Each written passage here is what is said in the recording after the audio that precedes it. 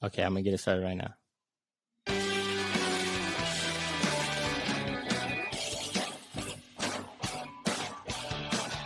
Oh, I think my camera went Yeah, off. it did. I thought it was just part of it. I thought it was just.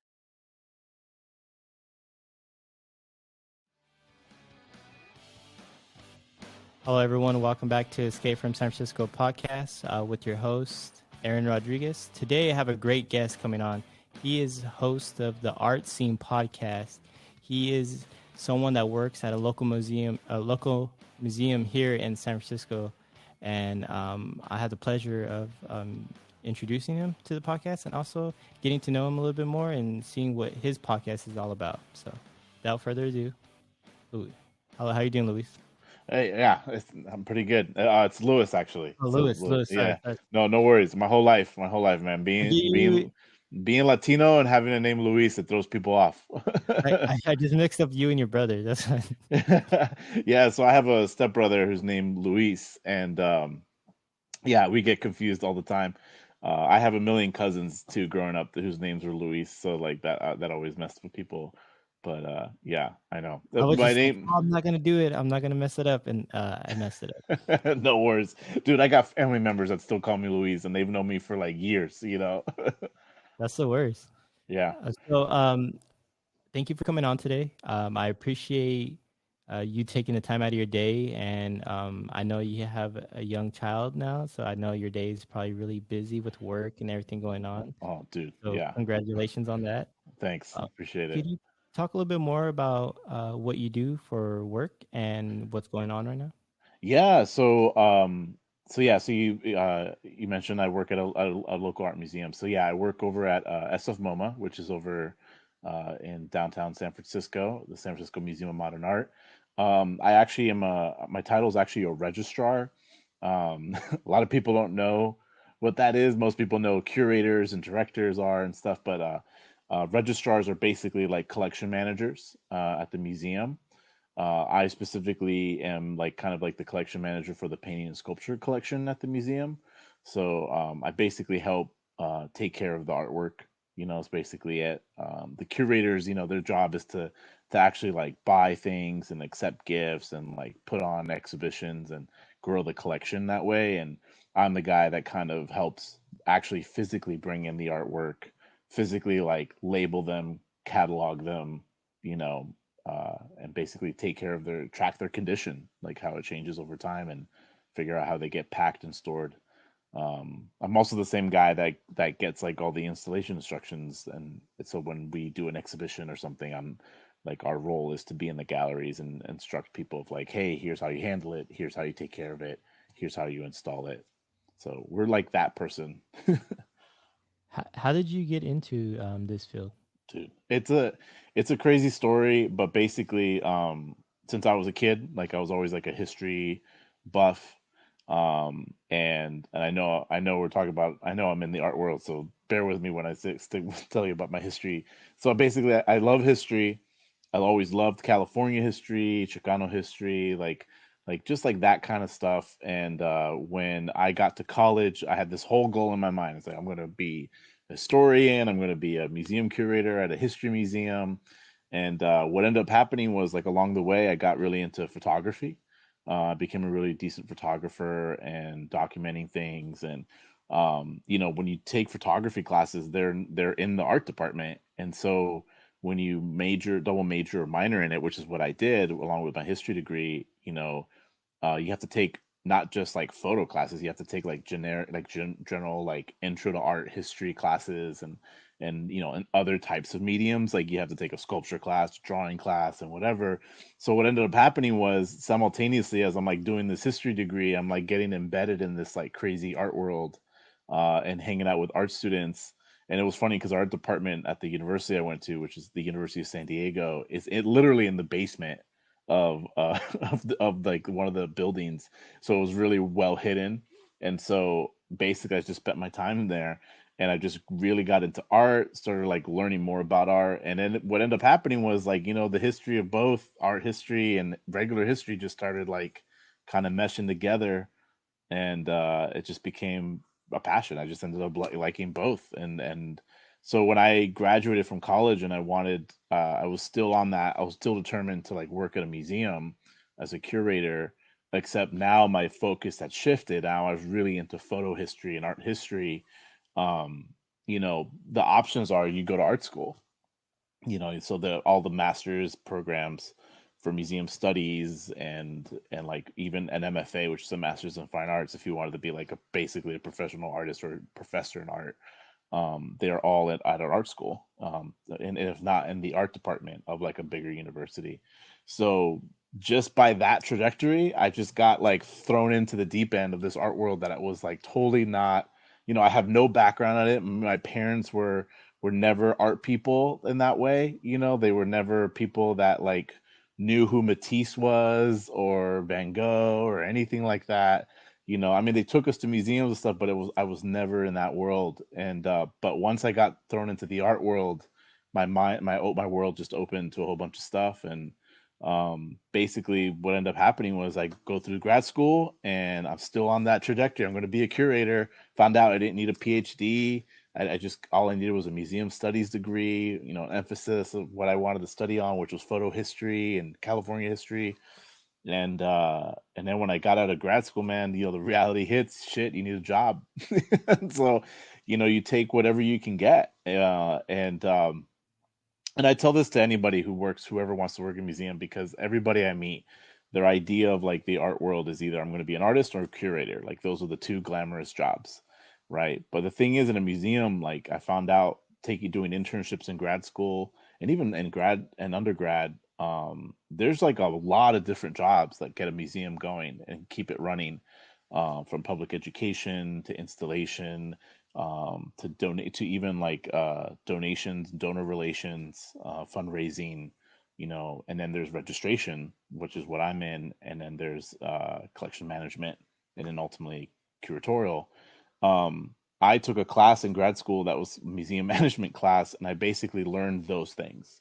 And I learned that there's politics, there's administration stuff that you have to learn about, like the the boring stuff that nobody ever really wants to associate with art is what I learned, and I ended up really liking that. And so when I got out of grad school, one of the first uh, jobs I had was working at the California Academy of Sciences, which is basically a natural history museum here in San Francisco.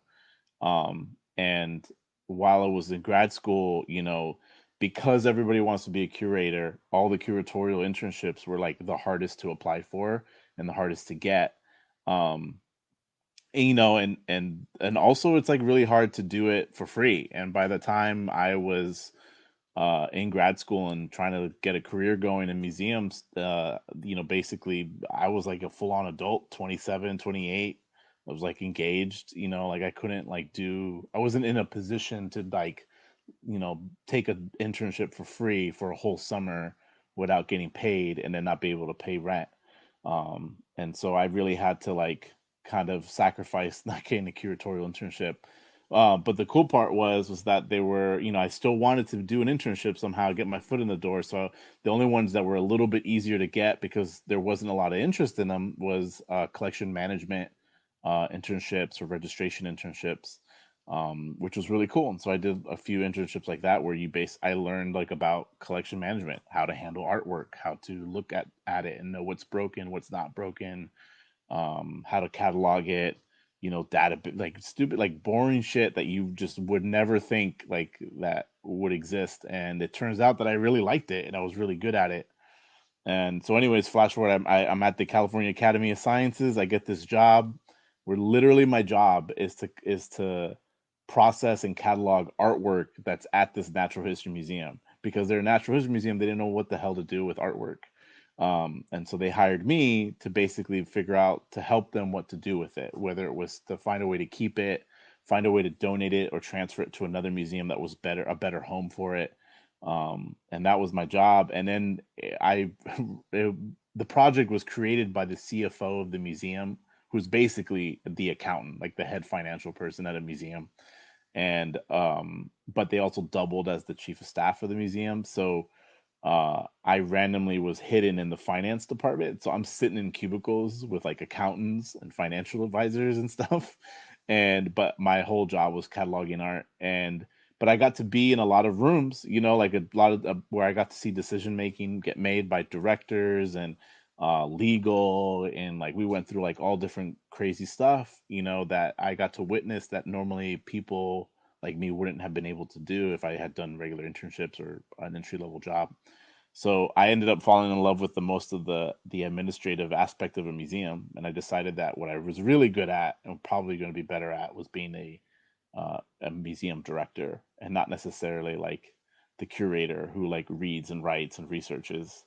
Um, and so that was it. So from there, I finally I needed to get back in the art world, so I left the academy and I got a job at the registration department over at the SF MoMA, and then that's where I'm at. That's where I've been since. Um, That's a really interesting path you took to get, it seems like a struggle to do what you dude, did. And to ask young people to take an internship for free is like one of the it's hard, worst thing. It's so horrible because like we have to survive dude. too. Like I don't understand it. I know several people that I went to school with that were just like doing internships and going to school, and I'm just like, I'm over here working full time and going to school. I don't know how you're doing it. And then I was like, oh, Parent, people are at different levels. So I was like, I understood that. I was like, oh, there is an advantage to that. But at the same yeah. time, I wouldn't trade my spot for their spot because I enjoyed the struggle. Looking back on it, at the time I hated it, but looking back on that struggle, it made me the person I am today, and also it made me thankful for a lot of things that Well, you appreciate. what's funny about that is like I don't know if I necessarily enjoy the struggle. Like nobody really wants to struggle, right? Like we struggle because unfortunately that's like what we just have to do to because we aren't fortunate to have parents that are able to pay our rent while we do an internship for free, right? Hmm. But it would be nice, like it's funny, my whole mindset changes now that I have a kid because you know I grew up in a very like traditional like Hispanic family, and where my mother was just like, you're gonna work, you're like, you think you're not gonna get anything for free, like, don't be lazy and all these like different things, right? And then I get older and I work hard, I go to university, I get the same education as everybody else does in my field. And then in the end, what really the difference maker was is that I didn't have parents that could afford to pay my rent while I do an internship. And if I did this internship, I immediately become like I get a job at a museum. I had to like do another 4 or 5 years of just like just sidetracks and whatever hustles, side hustles that I could do to get it going to pay my rent and whatever. And meanwhile, now I'm in my field and I have, coworkers, and they all each have different stories like mine, but there are a few where like it was a lot easier than me. um and yeah, I am appreciative because of the struggle, but I like to think that I'm more appreciative not because I struggled but because I had parents that made me learn to be appreciative of what I got. But now I have a son, and I don't want that for him. I want it to be a more equal. If he got into the same field as me, I want it to be a more equal field where if they would pay people for internships, especially in the museum and the art world, like it's the biggest crime is that a lot of those internships don't really pay a lot or pay at all. And it doesn't really the diversify the pool of people that work in museums. Because you imagine like, the amount of people that and I've met these people where they're really smart, they go to school with me, and then they get to that job searching part, and then they're like, well, shit, I can't afford it. So I'm going to work a job at the Apple store to pay rent. And then in the end, what ends up happening is like, well, shit, I'm making more money working at the Apple store. I might as well just be committed to working at Apple. And then the rest is history. And then they abandon the whole art field, and we just lost a really good like art minded person, Well, arts related person. I think I just romanticized that part of my life where I did struggle and stuff. Because in reality, you are right. If I have children one day, I'm gonna do my best to try to make sure they don't have to work, do what I had to do. I would not Yeah, want them to have to work a full time job, trying to finish their senior year of college. I wouldn't want them to have to struggle to from place to place to find, just so they could live and go to school yeah, and anything like that. If they were able to take an internship, of course, I would try to help them, pay their rent, whatever, because I know that's the advantage that they're going to be able to go further in exactly, their life and their career. exactly. And Right. so that is true. And I think that I do romanticize over that because it happened to me, so I want to think good, like positive about that time. But I do wish that things were a little bit different as far as opportunities. But at the same time, I think that I went into the right area that I needed to be in my career and also in my life. And Yeah. I'm always worried because I don't have kids. I'm worried that if I have kids and like the term spoil and not Oh, allow them to yeah. go through adversity, will they still be have the same mindset as me? Will they be able to work as hard as I work, or are they going to be like Yeah. lazy and not want to do anything? So that's always the thing that crossed my mind. But I don't even have children right now. But that's something I do think Yeah, about. you know, it's something you don't have to worry about right now. I know. But it's funny you mentioned that last part because that's literally the conversation I had with my wife because I have it's just an old school traditional thinking that I just even for me it's really still hard to shake, you know, that I sometimes have to remind myself.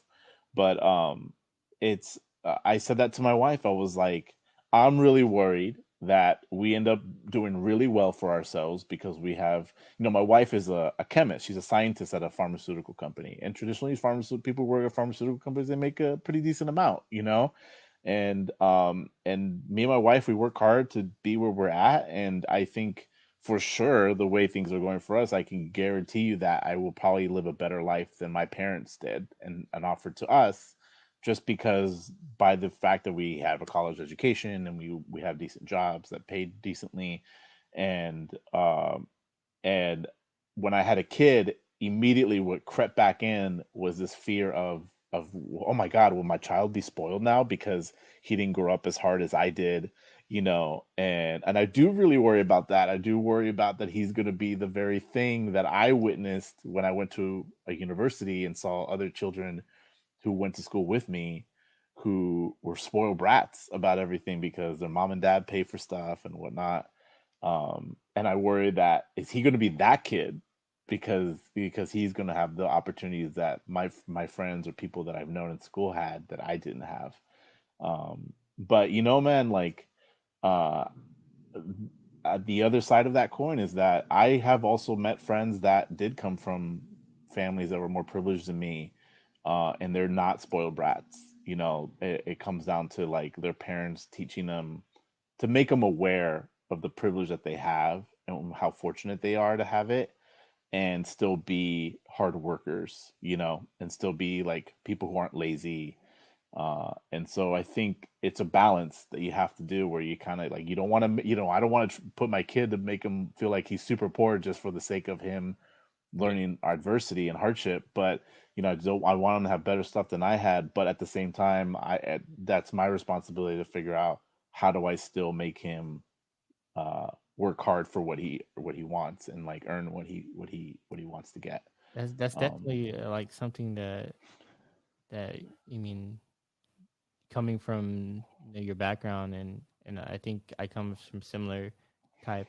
I'm more of a working class background with my family and stuff, and so I pull for working class, ideology and or ideals and a way of living and like that hard work and I grew up very poor. Like I had a lot of siblings and stuff, and then I ended up living with my grandparents, and my grandparents were more working class than what my mom was at that time. But I yeah, remember my mom would go and get cereal, like it was would get all the bag cereal, all the like off-brand bags, and like still today I'll still buy that. Like I don't care, and it's that those issues are not that big for me. But what I would want the next generation is I don't want to pigeonhole them into only having to major in and majors that only make money, right? We yeah, should be yep, able to live in a society where they can take majors and career paths in the art and humanities sector because that is valuable. And it doesn't have to be absolutely, valuable only to the wealthy. It could be valuable to those that are working class and low income. yeah, I didn't go to a lot of museums growing up. I've been to several in Fresno growing up because that's where I grew up at. And I right. remember the first time going into one, I seen Sue, which is the T Rex that was like mostly completed, and Oh yeah, that was the first yeah, time I ever went. And like I'd never been to one before, and I remember going in there, and I'm just like, what the heck is that? Like it was so huge, and seeing all this other stuff, and I was just like, I've always been a curious person, and it just sparked interest. And then coming out to the Bay Area, my girlfriend's been living in the Bay Area in San Francisco for a while, and she started taking me to museums out here, and I've never been to like real big museums, and so we went all the ones here in Golden Gate Park, California Academy of Science. That one's really fun. The MoMA is really fun. We went to the MoMA in LA. I forgot that one's called. I think it's called MoMA as well. Um, Yeah, there's LACMA, and then I think yeah. it's Mocha. There's Mocha in LA, but that one's in Pasadena, I Okay, think, we went that to one. LACMA, the one where the Yeah. tar pits are at. So Yeah, that yeah, LACMA. Yeah, the yeah. Los Angeles County Museum of Art. Yeah. So going in there, I like seeing the different. I didn't grow up with like real. I didn't like art in the house and stuff. The only thing we had was Jesus at the table. Yeah, So yeah, that's the only art that I remember like vividly. And then maybe like the Aztec warrior holding the lady. Like that was those were like the most centerpiece art that we had in our house growing up. Um, yeah, but seeing there and just seeing the different type of art and not understanding what it was or what it meant and what was the reason to like even look at them, like what's the reason to preserve art. And so yeah, I've always thought about that, what was the reason. And then I started working here in San Francisco, and I worked at a Native American agency that was a treatment center, and then they had a lot of Native American art there. One of the administrative level, it was like a 4 level building. The administrative level was like a Native American museum, pretty much. They had artifacts from all over the United States, and they're from different tribes and different areas, and it was really cool to see that type of art. And um, what else I've been doing lately too is I've been watching a YouTube channel. I think it's called in 15 minutes art explained, and I've been getting yeah, really into that. And it was just like yeah, breaking down things like that I've seen before or that I've noticed, or famous artwork, and just yeah, explaining it on like on a really detailed level in like 15 minutes. And I was just like, oh damn! Like it made me really think critically. And so what I yeah. want to ask you is, what's the importance of having art? Um, and how can we preserve it for generations to come? You know, it's funny you mentioned that YouTube story stuff because that was 2 years of grad school for me. That was what it was like. Like, oh shit, that makes sense. Oh, I get it. Because remember, like when I went to grad school, I went to school with kids that knew about art since they were 15 years old, like down to like the detail of like what does it mean, why do they do it, and why do we preserve this? Like, what's the importance of art, right?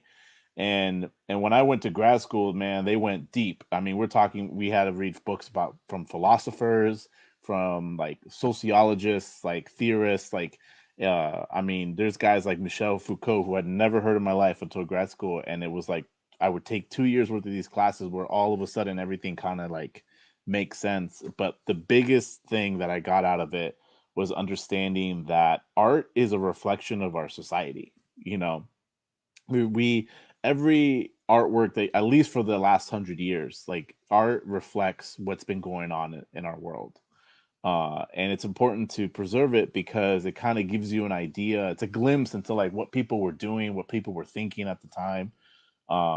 And it's hard because, like you mentioned, if you don't have an art background or nobody ever took the time to tell you or show you stuff, it's like you don't really see it at first, right?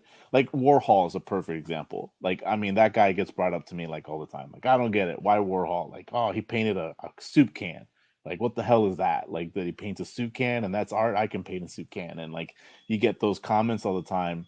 But the thing is that Warhol represents like a whole specific time period, and that Warhol. I mean, you've seen the show Mad Men, right? Like that's the you've seen. Okay, so Warhol worked in that environment. He was an ad man. He worked as a designer and an illustrator for an ad company, making ads for like the Campbell soup can, like ads for Coca-Cola and stuff like that.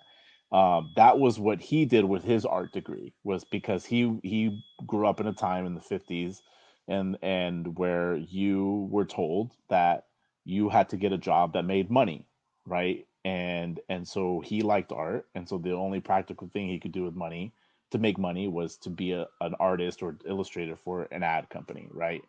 And basically what was happening in the 50s and 60s was that a lot of commercialization of everything where they were using artwork and turning them into ads for Kodak, for Campbell's, for Porsche, for all these like different popular brands that you can think of that are staples today. And they're using beautiful artwork to do that. And there gets to a point where imagine the artist who's like, well, shit, like, what did I go to school to be a fine artist for? If in the end they're not gonna even use my stuff as fine art, they're gonna use it as like commercials. They like commercializing my art, and they're not even really paying me much for it. I'm like not even making anything of it. So Warhol, he was the guy that kind of like was the inside man, but also like he was an artist himself, where he flipped it the other way around. He's like, if you're going to use like old paintings and other people's artwork to commercialize and promote products like Campbell's and Coca-Cola, well, shit, I'm going to take those products and turn them into art. And it was like the biggest like fu to the whole like to like corporate America, to commercialization of stuff. And he was doing this in the early 60s, you know. And if you know anything about the history of America, the 60s is kind of like when everything starts to explode, you know, in America, where the ideas of the Revolutionary. right the culture, the counterculture movement is starting up, you know, the Vietnam War is happening. Everybody's starting to realize that what Civil we've been Rights Act. told is right. Yeah, civil rights. Yeah, the civil rights movement. Everything that we've been told is like the status quo. This is just the way it is now being questioned. And so Warhol in itself is like he's questioning what forever we thought was like fine art, what we thought is good art or bad art, and he's flipping that around. And so you know, so someone like him, like you know, his work is important to catalog and archive because that's a representation of what was going on in society. He represents like a large, you know, a group of people that lived in this country that were feeling the exact same way. And you can do that with like any artist, like any period of time. I mean, you name it, you know. So for me, that's why that's important to preserve it. It's just that's just what it is. And what was the second part of that question? So first part was why is art important to preserve, and then how can we keep it for generations to come? Well, I mean, keep it for generations to come. I mean, I feel like we're kind of already doing that. I mean, the existence of museums is really is that's what they exist, is that we're trying to preserve artwork for generations to come. That's the ultimate goal, right? Is that we collect, like to this day, for instance, like museums like the SF MoMA, we are collecting works even by artists who are still alive today, and that they understand are important to be preserved and exhibited for future generations. um, I think while that is already in place and that system's already been in place for at least the last 100 years, um, obviously there's like problems with the system because, you know, curators are usually the people that get to pick and choose what goes into the collection, and they go by what they like, what they study, what they think is important to preserve. And sometimes what that happens is groups of people, pockets of people in this country, and moments in history get overlooked because they don't get collected. Well, And that's one of the so, issue I had too. Is like I don't mean to cut you off, but one yeah, of the issues I have is when I was watching the 15-minute art explain, and I took a couple art history classes in college, and I was talking to this with my roommate. Is that it's really centered on like European art, and right, there's not a lot of art about like Latin America, right, um, type of like native type of art, that's in like the mainstream. You know, it's really yeah, focused on like European yes. central art. And so is that due to curators as well, or that's just like a cultural thing that we have? It's like a mixture of both, right? Because they are the way they are because of cultural stuff, you know, like of what society. You know, a perfect example that I tell everybody is uh let's see, how can I, okay, here's a perfect example. Cheech Marin, you know Cheech Marin, right? Everyone knows Cheech. So Cheech has like one of the largest Chicano art collections in the country. He loves art. He predominantly collects like Chicano art, the art by Chicanos. You don't see a lot of that represented in the MoMA at the SF MoMA or even the MoMA in New York. It's just not there. And a lot of it is not because, I mean, it could be because maybe someone doesn't think it's real art or considered fine enough art to be collected. It also could just simply be that if the majority of your curators are predominantly white or female Anglican like people that grew up in, I don't know, Connecticut, Los Angeles, wherever, and they grew up in a predominantly white neighborhood and predominantly went to predominantly like white schools, what are the odds that they even know who a Chicano artist is, or even if they were even exposed to that? And so when they're in the position now at a museum or another institution to make decisions or to collect art, odds are that they don't really, it's just not on their radar, which is why it's important that that museums diversify their staff, because the more you do that, the more it diversifies like different thinking, different ideas, different suggestions of collection, to collect art.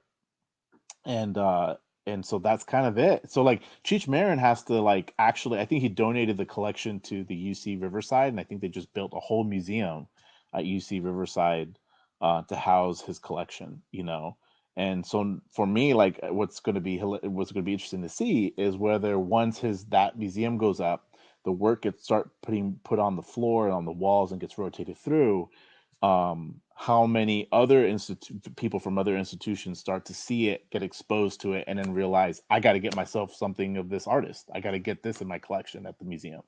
I got to do that. And so I think that's just it. I mentioned earlier about that whole problem with internships. If you want to be a curator, you want to work at a museum, sometimes it leaves out certain people who can't afford to take a free internship, right? Well, unfortunately, the reality is the majority of those people are people of color, So if you don't have those people who have an opportunity to come work at a museum and provide that extra that different point of view, you don't have a diverse collection, which is mainly managed by people who are not people of color. Yeah, and so that goes like on another topic of like how how do you make systematic changes in a system where it's hard to get to the top? And it's not Yeah, necessarily the fault to those individuals there that are in those places because they're following the system as it exactly. goes, right? And Yeah, so we could either you know be mad at the system or we could try to make the changes for the system, and that's harder said than done. And it starts with getting more of people involved in the art and humanities field and making the wave of the next generation to come in to help preserve and educate people like myself that I don't know too much. I would say I don't know anything about art. I really don't. I like it and I'm inspired by it and I'm very curious to learn more about it, but I have no idea about what good art is, the different types of art, like the categories, the eras, the history. I just know a really basic, really basic understanding of it, and so yeah, that should be taught more to the youth because I think for me, I see art as being very important in a way where good art gets censored. Good art yeah, makes people think critically. Good art brings people together. Good art can last generations, right? We still talk about art that was done hundreds of years ago, or we still talk about artists that are gone, have been gone for a long time, but they left behind a really great art pieces, and so we have to infer what they actually meant when they did it during that time. One of the biggest ones that is obviously the Mona Lisa, and I bring that one up 'cause I just watched the video on that, and yeah, he talked about a lot of interesting things I didn't even think about, um, and and then it made me really look at the piece and think about it and think about in that time what he did, um, how he was able. Most of the portraits at that time were from the side angle, and he did one right, straight up, and he was able to. He knew a lot about facial structures. So when you look Yeah. at the eyebrows, it looks like she's smiling. When you look at her mouth, it looks like she's like it's just normal. And so Yeah. like, how do you have that insight hundreds of years ago to produce a masterpiece that people adore to this day? And who's going to be the next person to make that piece where hundreds of years and now people are going to still adore that?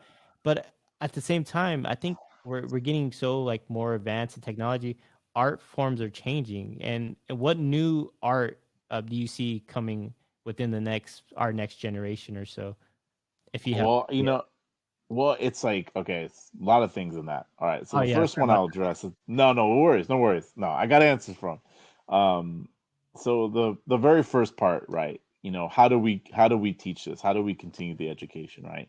Well, the hard part about it is that it goes down to like region by school, like it's a whole school system thing that we're getting into at this point, right? Because you got to talk about like how do you fix at elementary schools, middle schools, high schools on like art education, right? Just to like have the interest embedded into like children's brains of like having an eye for art, or understanding of like of how to make art and like the work that goes into it, and just like appreciate, something as simple as not even so much like what's the real meaning of this work, but just like does it look beautiful? Like does the painting look great to you?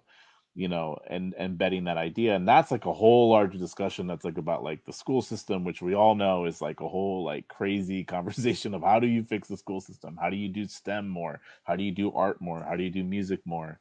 Um, so I mean, in terms of like uh later on in like the college, like that, like high school collegiate like level, I mean, that's why a lot of museums do public outreach programs, is because they want to like they're trying to get people to come into the museum and understand like these things exist and here they are, right? And take aside the fact that for sure museums need to do a lot better in diversifying the collections and whatever, and exposing their audience to a lot of different things other than the same old stuff over and over again. But just the act of getting, they do, museums do school tours, museums do like high school tours, college tours, and along with that is an educational program about what everything means. A lot of times they're themed. They're not enough, obviously. Like there needs to be more of it. A lot of times, if someone like me, for instance, my parents didn't have a college education. The reason I even got exposed to museums was because my parents' belief was like they got to a point where they just couldn't help me with my homework. Like they couldn't do the math, they couldn't do the history, they couldn't do the writing, and it got to a point where they were like, the best thing I could do for you is just take you to museums. And so in San Diego, for instance, there's Balboa Park, which is basically our city park. And there's all these museums there, just like Golden Gate Park. And the best they could do was like take us there. And doing that, just taking us into a room, like into a room where there's like all this random crap, whether it be an airplane museum, a photography museum, whatever, like like a regular like anthropology museum with dinosaur bones and stuff. Like exposing me to that made me be more curious about what the fuck this is, right? Like, wait, what the hell? This dinosaur existed, like those kinds of things, and so it's a part parents need to like it's educating parents about like you don't have to be a genius to pass on genius ideas or smart ideas to your kids. All you have to do is be willing to go take them to places, zoos, museums, whatever. And if you can't do that, the hopefully on the other end of it is that museums are partnering with schools well enough in that they could do through their school system, they're able to go do visits to the museum, and that's how they can hopefully get exposed. And the answer to all those questions, how can we do it better, is just like putting pressure on the museums and putting pressures on the school systems to kind of just figure it out, like to make it better. A lot of those things are really out of the reach, especially for people like you and me, where I don't necessarily have a kid yet in the school system, right? Like he's still a Mhm. baby, so I'm not in a position where I'm in a PTA where I can like be outspoken about it. But for me, I get like that's what I'm thinking. You talked about uh future of art, right? So the funny thing about art is that I don't think, so in art, like there's different methods to paint, to print stuff, to make things. And to be honest with you, people still make paintings. People are still making new paintings, original paintings, innovative paintings. Sometimes they look like older stuff, but there's like a different spin to it. And really the only thing that ever really changes is really the technology in paint, the technology in brushes, the type of material you paint on, They don't is have lead different. in them no more. Right, exactly. You don't have lead in them anymore. That kind of stuff. Paintbrushes don't fall apart as easily. You don't need to like use real horsehair. You can use like acrylic type material. That kind of stuff changes over time and will. But I think for me, traditional art forms are always going to exist because it's just like it's just cool to do. It's just fun to do. People like the idea of working with their hands to make something. But one new medium that is kind of popping up a little bit is which you probably heard of, is that NFTs. That's like really Oh, the big I one. send those. Huh. Yeah. So NFTs, well, and this is a good segue to my podcast. So the reason I even started this podcast that I have was because coming out of grad school, a lot of my colleagues and my classmates have gone on to do various different things with their like art degrees. Some of them are not in the art field anymore, but some of them, the some that are like they're just doing a lot of different things and cool things. And I wanted to kind of highlight that because in a city like San Francisco, the art, people just think that the art movement only exists within the walls of the museum or an art gallery. And that the art galleries are usually these fancy places that only like rich people kind of go to like mingle and see art. But in reality is that there's like a lot of artists who are showing in smaller galleries and a lot of grungier places, and they all show different things. And yes, sometimes their work does make it to the fancier galleries and to the art museums, but some of them aren't even doing any of that. Some of them are doing like programming and community outreach through the arts and stuff. And that was also important for me to highlight. And I think the podcast I created was to get so many different people that cover so many different aspects of the art world other than traditionally a museum person and an artist, that I wanted to show people like these are all the amazing jobs that are available to you. These are all the amazing trajectories. Here's everybody's stories who differ from one another. They're not all traditional, like went to Ivy League, learned art, became really smart, worked at an art museum or something. They're not people that worked in art auctions. These are an eclectic group of people, hopefully a diverse group of people that I'm presenting, as much as I try to. And that being said, two people that I met doing this podcast was a guy named Mark Saab, who used to work at the Museum of African Diaspora, but he co-founded basically like a digital art collective called Felt Zine, and another person named Lady Phoenix, who is both an artist in this field, but also like kind of like like an art like community like coordinator and curator who likes to cultivate this field of this digital art world. And it's and now they're in what is called the NFT world. But basically, when I talked to Mark 2 years ago and had him on my podcast, he was explaining to me that there was this new art field happening where you make art in the form of GIFs, computer clips, all 3D animated on a computer, and they would hold salons and like art shows and galleries where basically all it was putting up TV screens or computer screens on the wall and just clicking play and letting the GIF go in a cycle, and all these like weird intricate art, and to be honest, like it's not really my cup of tea. Some of the art, some of the stuff was cool, it's not my deal. But what I understood was that there's a whole different like art, like a whole new art niche that's popping up. That's not a painting, that's not a photograph, that's not a fine art print. It's not even a drawing. It's not even like media art, which is like the sound art and like video art. It's not even that. It's like a whole different genre in itself. And that podcast I did with Lainey Phoenix would kind of go deeper into that because they're just people that just want to kind of democratize art a little bit more for the people. Their idea is that you know, if I want to have a nice painting on my wall, that's like a decent painting, I got to dish out like $300 $400 minimum on a small painting, right? Like, you know, and the artist gets paid, you know, but you get to a point where there's like a beautiful painting that I really love and I appreciate, but I'll never be able to afford it because it's 5 6 grand. So most of the time it's a rich person that's buying the artwork. um and so you get to a point where art isn't necessarily as accessible to everybody as we think it is, right? Mm-hmm. You know, I have to get a book about Diego Rivera to ever like understand what Diego Rivera was doing, right? Or appreciate it. I have to go to a museum to see it and hope to God that someone donated a Diego Rivera painting to the local museum so I could see it for myself. But there's contemporary artists now where if I don't own it, it's in someone's private collection and I'll never see it in person. So I have to just rely on a catalog. So the idea is with the NFT group of artists is that it's available to everybody. Anybody could see it, right? Now it's interesting because some of it recently has been sold for millions of dollars, and I'm curious to see how that One was goes. sold for But $69 million.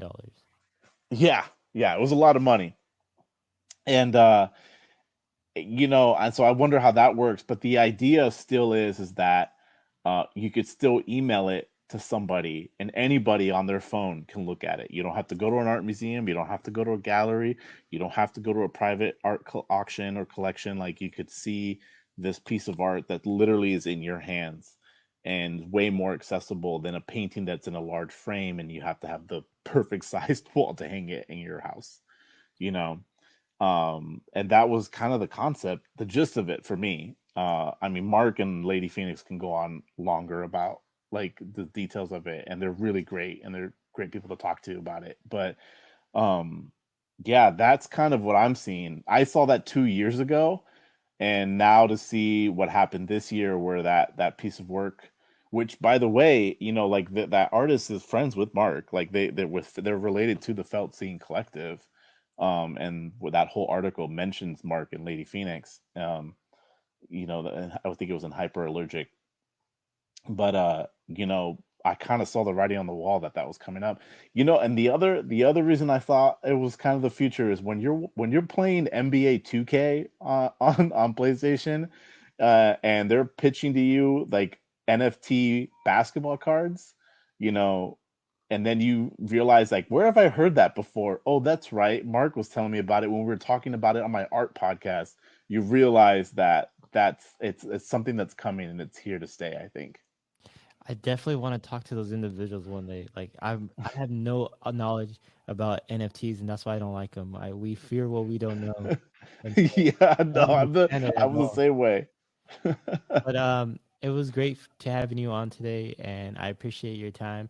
Do you have anything that's going on at the museum right now that you like to talk about? Well, we just so as you know, the city's reopening, thank God. The museum is open, so definitely check out there's new art exhibits going on. You know, constantly they're still putting stuff up. You know, just to like rotate everything, make it fresh for people to go see. I think the big one right now is that the museum has done a partnership with some of the local artists in the Bay Area. And it's called like Off the Wall, or I think Bay Area Walls is what it's called. Hmm. But basically, scattered throughout the museum are murals and artwork that are done by local artists. So we have Liz Hernandez, who is represent. I think she's had her work shown at a Part Two gallery in Oakland. She just put a mural up on the third floor. There's these two women that they're part it's called the Twin Walls Mural Company. And these two local women that are like grew up in like the Mission Bernal Heights area, and they have a mural up on the fifth floor. Musée Sase, who's like a really he's a really good artist, and he's actually has a rising he's a rising star for sure. And I've interviewed him too for the podcast a couple times. But he represented by Part Two Gallery. He on the seventh floor has two large paintings that are up there. That's something cool to see, and there's more to come. They're really trying to like get the local artists embedded into the museum and not just have like dead artists work on the wall. They want like living young artists who are rising stars in the community here in San Francisco to have their work shown. Um, so yeah, so that's something to look forward to. There's a third, and then on the third floor, there's another show, which kind of has also local artists, but they've made work addressing the COVID-19 stuff. Wow. So yeah, that's what I check out. The podcast, definitely check out my podcast. You can go to the website at artscenepc.com. You can follow me on Instagram at artscenepc. And then you can find my podcast on like Stitcher, Spotify, Apple Podcasts. I'm been on a hiatus because of the baby, so I haven't had any new episodes lately. But I'm working on the next round as we speak. But yeah, that's where All you can right. find me. Thank you, Louis. Yeah, It's Louis, yeah, at Luis. All right. yeah. You're right. You can find it Yeah, on Lewis. Instagram at the Art Scene Pod, and check you. Go, everyone, go to a museum. Go support.